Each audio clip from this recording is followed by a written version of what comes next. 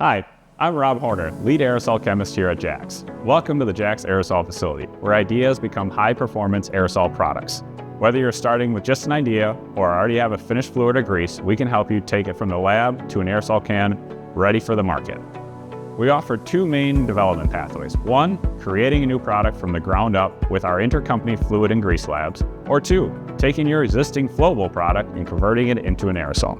Our lab setup is identical to our production facility. That means the performance you see in development will carry over seamlessly into full-scale manufacturing.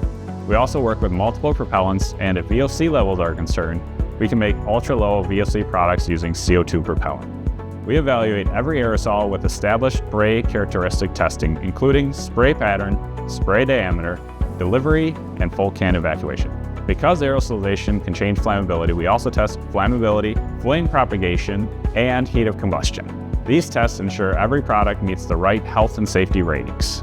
We can also reverse engineer existing aerosols by removing the propellant, valve, and actuator. We precisely measure orifice sizes and internal components, allowing us to duplicate spray characteristics with precision. If you'd like to learn more about how JAX Aerosol facility can support your operations, reach out to your local JAX representative or visit us online.